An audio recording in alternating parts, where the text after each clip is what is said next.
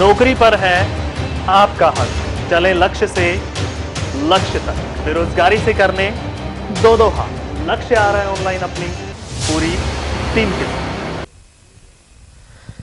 हरियाणा के अबूब शहर में लगातार पिछले एक सप्ताह से किसान अनिश्चितकालीन धरने पर है और किसानों के इसी दुख को जानने के लिए हम ग्राउंड जीरो पर पहुंचे हैं। और अगर आप घर बैठे सोचते हैं कि आखिर किसान इस काम के वक्त में जहां पर उसको खेत में होना चाहिए था, हरियाणा के अबूब शहर में लगातार पिछले एक सप्ताह से किसान अनिश्चितकालीन धरने पर है और किसानों के इसी दुख को जानने के लिए हम ग्राउंड जीरो पर पहुंचे हैं। और अगर आप घर बैठे सोचते हैं कि आखिर किसान इस काम के वक्त में जहां पर उसको खेत में होना चाहिए था मगर वो प्रोटेस्ट की राह पर है, हम उसी खेत में खड़े होकर बताएंगे, उसी पीड़ा से आपको आज रूबरू करवाएंगे जिसको लेकर किसान आर पार की लड़ाई का ऐलान कर चुके हैं। जिस जगह पर इस वक्त हम खड़े हैं यही वो हाईवे की 4 लाइन होगी, यानी कि आपको वाइड शॉट दिखाते हैं पूरा सामने से। हालांकि यहाँ पर आपको नरमे का खेत ही नजर आएगा, लेकिन साइन के तौर पर समझाता हूँ आपको। अमृतसर से जामनगर का यही 4 लाइन हाईवे यहीं से निकलेगा और जिस भूमि पर, जिस जगह पर हम खड़े हैं, किसान के लिए तो ये बहुत ही बेशकीमती अमूल्य है जिसका कोई भी मोल नहीं है, क्योंकि ये इसी धरती माता से अपनी फसल उगाता है, उसकी पूरी जिंदगी गुजर यहीं बसर यहीं से होता है। इसी भूमि को अधिकृत किया गया है इसी हाईवे 4 लाइन के लिए NHAI की तरफ से, national highway authority of India की तरफ से। अब इसमें जो सबसे बड़ी लड़ाई इस ज़मीन को लेकर ये है कि इसी ज़मीन के अंदर हम एक आपको उस किसान से मिलाएंगे जिसकी किसान की 4 एकड़ ज़मीन है और उसके ज़मीन के 4 टुकड़े हो रहे हैं।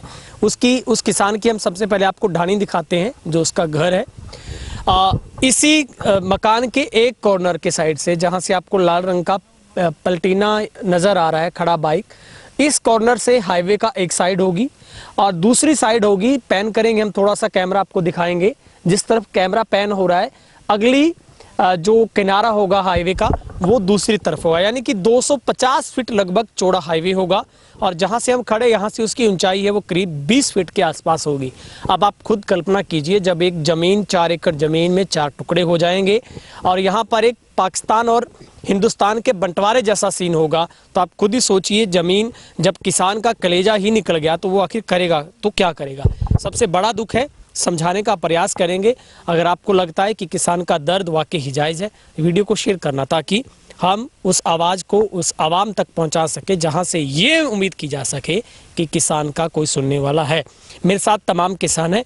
इसी रोड के ऊपर 3 ढाणियाँ पड़ती हैं, तीनों ढाणियों के मालिक किसान हमारे साथ हैं, उनसे बातचीत करेंगे और आपको फैक्ट वाइज बताएंगे कि इस जमीन अधिकृत की गई जमीन को लेकर आखिर बवाल किस बात को लेकर, क्यों किसान प्रदर्शन कर रहे हैं। सबसे पहले हम, सर आपका नाम क्या है और जिस जमीन पर खड़े हैं आपकी जमीन? हाँ जी, मेरा नाम मान सिंह है जी। मेरे पास 4 एकड़ ज़मीन है और ये हाईवे जो निकल रहा है ये 3 एकड़ में से निकल रहा है। 3 एकड़ में से एक एकड़ उन्होंने लिया है, 4 भागों में बंट गया जी। एक मेरी ढाणी का जो रास्ता है वो भी कट गया।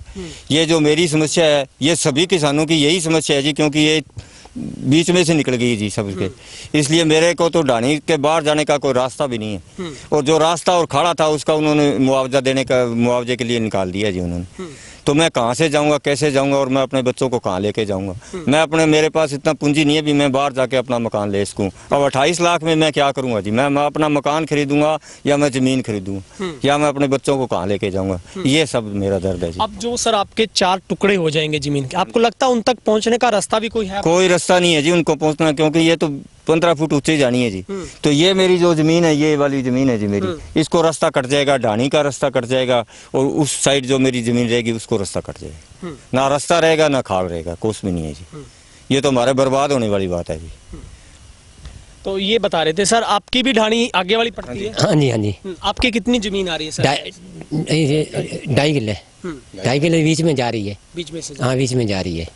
समस्या बहुत आएगी सारे बीच में, एक पास इन्नी रहेगी 16 मरने कनाल, बाकी इन्नी रहेगी, सारी समस्या बहुत आएगी। हाँ सर, आपकी ज़मीन भी इसी में आती है? हाँ, आती है। हाँ। तो कितनी एकड़ ज़मीन? और 2 कनाल ज़मीन आ मेरी।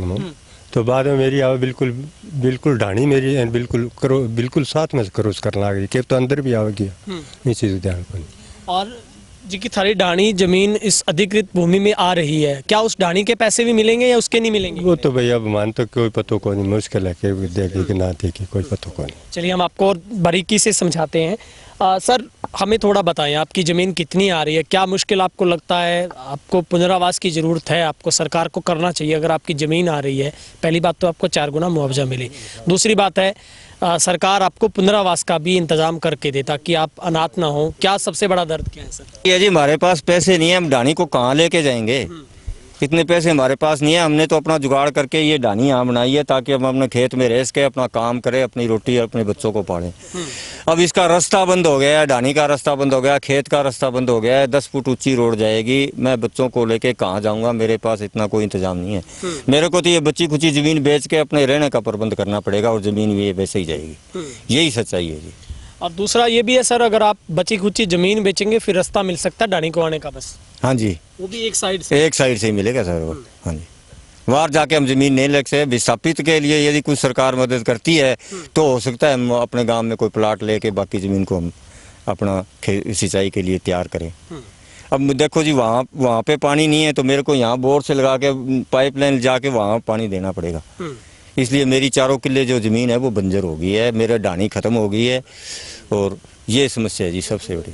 ठीक है, तो ये हमने आपको सुनवाया है, उस दर्द को जानने का प्रयास किया है। दरअसल आपको अब कहानी पूरी समझ आई होगी, क्योंकि जब तक हम उस स्पॉट पर जाकर नहीं देख लेते तब तक आपको दर्द किसी का समझ नहीं आता है। क्योंकि दूसरे को चिल्लाते देखकर ये सोच लेना कि अगली की चिल्लाहट है सामने वाले की, वो बिना फजूल की लगती है या फिर उसके पास वक्त इतना है कि वो चिल्ला सकता है, मगर फ़र्क इतना है आप उसको महसूस कीजिए।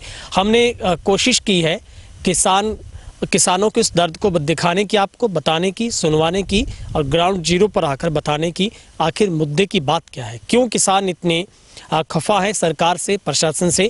और ना सिर्फ एक किसान की बात नहीं है, 10 गांव ऐसे पड़ते हैं। अब जब आप गांव जोगेवाला से शुरू करेंगे, डबवाली से आएंगे, आपको रास्ते में शेरगढ़ आता है, सुकेरा खेड आता है, चौटाला और राजपुरा, माजरा, अबूबशहर, तो ऐसे गांव में बड़ी मुश्किल ये है कि अगर वास्तव में अगर हाईवे यहीं से निकलता है तो गांव अबूबशहर की मुश्किलें खड़ी होंगी। गांव अपना अस्तित्व ही खो देगा, क्योंकि गांव इतना नीचे स्तर पर पहले से ही है, जो नहरों के बीच में आता है। सबसे बड़ी उत्तर भारत की नहर यहीं से गुजरती है, राजस्थान कैनाल, और उसके बाद भाखड़ा नहर उसी गांव से गुजरती है, तो बीच में गांव आ जाता है। तो निश्चित तौर पर बहुत बड़ा ये गंभीर मुद्दा है, जिसके ऊपर हमारी सरकार, हमारे प्रशासन को ठंडे दिमाग से सोचना चाहिए। सोचने से कुछ नहीं होगा, किसानों के बीच में आकर सुजेशन लेनी चाहिए, क्योंकि कोई ना कोई कलयुग जरूर मिलेगा और इस मुद्दे पर टेबल पर बैठकर बातचीत भी होनी चाहिए, ताकि किसान को उस फजूल के कामों को छोड़कर जो सरकारों को करना चाहिए, हमारे प्रशासन को करना चाहिए, तमाम HCS SAIS ऑफिसर हैं जिनके ऊपर हम भरोसा करते हैं, उनको इस कागज़ कार्रवाई को दोबारा से नोट करना चाहिए, ताकि किसान अपने पर काम पर आ सके और देश का पेट पाल सके। तो आइए उस किसान के लिए हम इस वीडियो को शेयर करें। अगर आप भी किसान हैं, आम आदमी हैं, तो इस वीडियो को शेयर जरूर करें ताकि किसान की मांग है वो पूरी हो सके। इस वक्त मैं राजस्थान कैनाल के दूसरे छोर पर पहुंचा हूं और सबसे पहले हम आपको तस्वीर दिखाते हैं। यहीं से वो 4 लाइन गुजरेगी और सामने जो आप खेत देख पा रहे हैं, हालांकि बाग नज़र आएगा फिलहाल आपको किन्नू का यहाँ से, क्योंकि बहुत ही उपजाऊ भूमि है और जिसकी कीमत अपने आप में बेशकीमती भूमि है यहाँ की, अबूबशहर शहर इलाके की, पूरे गांव की। तो यहाँ से वो हाईवे 4 लाइन जाएगी और सीधे आगे जाके आप देखते हैं तो जर्नैली रास्ता, उसके बाद आगे भाखड़ा जो ब्रांच यानी कि नहर है वो यहाँ से गुजरती है। तो चारों तरफ से गांव है वो नहरों से घिरा हुआ गांव है। लेकिन अब दूसरा हिस्सा हम आपको दिखाते हैं, वो है राजस्थान कैनाल का।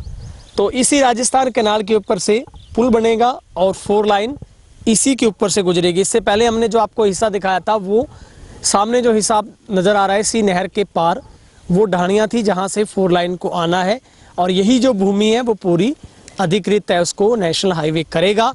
और इसी भूमि के अधिकृत किए गए मुआवजे को लेकर बवाल यानी कि सबसे बड़ी पीड़ा है, जो सरकार और प्रशासन सुनने को राजी नहीं है। हमारे साथ एक और किसान है जिनकी भूमि के भी 3 टुकड़े हुए हैं। और आप सोचिए, जब इतने टुकड़े होंगे तो दुख तो होएगा, और दुख इसलिए भी है कि रास्ता नहीं है कोई भी और मुश्किलें बहुत सारी हैं। सर मैं जानना चाहूँगा आपकी कितनी ज़मीन इस अधिकृत में, जो अधिकृत की गई भूमि के अंदर आती है, और सबसे बड़ा आपको जो सबसे मुश्किल पॉइंट लग रहा है वो क्या लग रहा है सर, विस्तार पूर्वक थोड़ा सा। हम 4 भाई हैं, हमारे पास 40 एकड़ ज़मीन है, उसमें से ये रास्ता निकल रहा है, ठीक है। और उसके 3 टुकड़े हो जाएंगे। 3 टुकड़े होने के बाद उसको ना तो पानी की व्यवस्था है, क्योंकि पानी जो है पश्चिम से जो हमारा पानी का मोगा है पश्चिम लगा हुआ है, पूर्व की तरह आता है। सिर्फ 8 एकड़ में ही हमारी जो है वो सिंचाई हो पाएगी। जो बाकी के हमारे पास 8 एकड़ में ये जो रोड भारतमाला श्रृंखला निकल रही है, 8 एकड़ में से वो निकल रही है, और हर एक एकड़ का जो है किले का है, उसके 2 टुकड़े 2 भागों में बांटते जा रही है। और उसके नीचे से यदि हम पानी की नाली भी गुजारेंगे, खाड़ा भी निकालेंगे, तो 250 फुट खाड़ा है, वो ना तो पानी निकाल सकेगा और ना ही हमें जो बाकी की ज़मीन बच जाती है उसको कोई रास्ता है। हम 4 भाई हैं, उनको कैसे बांटेंगे हम? हमारी तो 3 पीढ़ियों की समस्या हो जाएगी। और आगे जो है, जब भी हम खेत में जाते हैं तो एक ही खाड़े से जो है हम पानी लगाते हैं, ठीक है। और इसके नीचे से ये इतनी 6 मीटर की इसकी हाइट दे रहे हैं यहाँ से हमारे खेत में से 6 मीटर, क्योंकि 2 नहरों के बीच में हमारा खेत पड़ता है। जो हमारी ज़मीन है वो 2 नहरों के बीच में है, ठीक है। उसके 3 टुकड़े हो जाएंगे। 3 टुकड़े होने के बाद में उसको ना तो कोई रास्ता है, ना पानी की व्यवस्था है, और जब पानी की व्यवस्था ही नहीं होगी तो हमारी ज़मीन तो बंजर हो जाएगी। अब हमारी ज़मीन के अंदर बाग, किन्नू का बाग लगा हुआ है, जिसका कि कम से कम ठेका 2.25-2.5 लाख रुपए का है, और धान होता है, और 6 ट्यूबवेल हैं। 6 में से हमारे 4 ट्यूबवेल जो हैं वो इसी रोड के अंदर आ जाते हैं, जिससे चारों के चारों कनेक्शन लगे हुए हैं बिजली के। और जब ये रोड निकल जाएगी, वो कनेक्शन भी ख़त्म हो जाएंगे, बोर भी ख़त्म हो जाएंगे, और नहर की जो पानी की व्यवस्था है वो भी बंद हो जाएगी। जब पानी नहीं आएगा तो हमारी ज़मीन जो है वो बंजर हो जाएगी। इसलिए हम यही भारत सरकार से, NHI वालों से यही हम रिक्वेस्ट करते हैं कि हमारी ज़मीन यदि अधिकृत करनी है, और फिर जो है 2 नहरों के ऊपर से, जहाँ से अबूशहर का रकबा शुरू होता है और यहाँ एंड होता है, इसके बीच में 5 नहरें जो हैं वो क्रॉस करती हैं, जो अबूशहर की ज़मीन को सिंचाई करती हैं, तेजाखेड़ा ज़मीन को सिंचाई करती हैं, आसाखेड़ा ज़मीन को सिंचाई करती है, और चटाला की ज़मीन को सिंचाई करती हैं। ये 5 नहरें जो हैं वो बंद हो जाएंगी, क्योंकि उसके ऊपर से 250 फुट पुल के द्वारा उनको पानी भेजा जाएगा। लेकिन ये सारे इस जो भारतमाला सड़क परियोजना है, इसमें कोई प्रावधान नहीं है कि इसके ऊपर रास्ता कहाँ देना है, इसके जो है खाड़ कहाँ से देना है, इसमें कोई प्रावधान नहीं है। भी इनको ज़मींदारों को 2 टुकड़ों में बंटी हुई है, इसको पानी देने की कोई व्यवस्था नहीं है। इसके अंदर जानवरों को तो रास्ता दे रखा है, जो जंगली जानवर हैं, और हमारा एरिया जो है वो सेंचुरी एरिया में आता है, जहाँ हिरन, रोज, खरगोश, काले तितर इतनी संख्या में हम देखते हैं, और इतना अद्भुत नज़ारा होता है सुबह सुबह, क्योंकि रोज अपनी भाग रहे होते हैं, जो हिरन हैं वो अपना खेल रहे होते हैं, काले तितर अभी यहीं आपको मिल जाएंगे, वो खेल रहे होते हैं। जब ये भारतमाला परियोजना के तहत ये सड़क यहाँ से निकल जाएगी तो उनका जो है रहन बसेरा भी ख़त्म हो जाएगा। इसीलिए जब जंगल ख़त्म हो जाएंगे तो जो है जानवरों का रहन बसेरा भी ख़त्म हो जाएगा, और अबूशहर जो है वो तो वैसे ही ख़त्म हो जाएगा, क्योंकि उसके चारों तरफ जो है नहर बसी हुई, नहर के किनारे चारों तरफ बसे हुए हैं। जैसे क्या है, कभी भी ना जाने भगवान, कभी भी कोई भी नहर टूट सकती है, क्योंकि पहले भी 2-3 बार जो है रास्ता नहर टूट चुकी है, इंदिरा गांधी के नाल, और एक बार भाखड़ा नहर टूट चुकी है। इसलिए जब भी कभी कोई भारी बरसात होती है तो उससे जो है पानी भराव से हमारा जो गांव है वो कभी भी डूब सकता है, क्योंकि अब भी जब ज़्यादा बारिश होती है तो गांव वाले हमारे खेतों में ही पानी निकालते हैं वो। इसलिए हमारी भारत सरकार से, NHI वालों से यही रिक्वेस्ट है कि ये जो है ऊपर से ओवरलेटेड जो पुल है उसके द्वारा ही इसको सड़क को हमारे गांव से गुजारा जाए। चित कर रहे थे, और हमने ग्राउंड जीरो पर जाकर आपको रियलिटी दिखाने का प्रयास किया है, और हमने आपको बताया पूर्ण तरीके से, उस पूरे ग्राफ के माध्यम से समझाने का प्रयास किया है।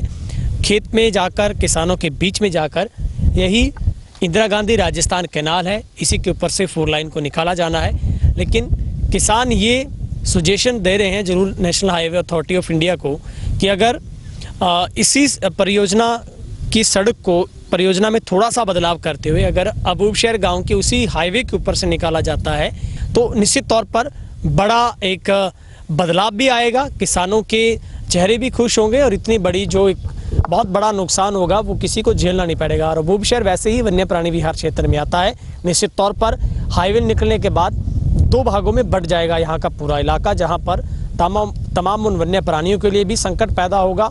किसानों के लिए मुआवजे से कहीं ज़्यादा ज़रूरी है किसान के लिए व्यवस्था करना, वो भी स्थायी तौर पर। रास्तों की बात करें, खाल की बात करें, नहरों की बात करें और उन टुकड़ों का जब विभाजन होगा उसके बाद किसान के पुनर्निवास की भी व्यवस्था करना। तमाम जो बड़े सवाल हम छोड़ देते हैं यहाँ पर, आपको भी अपने विवेक से कमेंट्स देना है, इस वीडियो को ज़्यादा से ज़्यादा शेयर करना है। अबूबशहर से कैमरा पर्सन हेमराज बेट के साथ गुरविंदर पन्नू, तेज हरियाणा।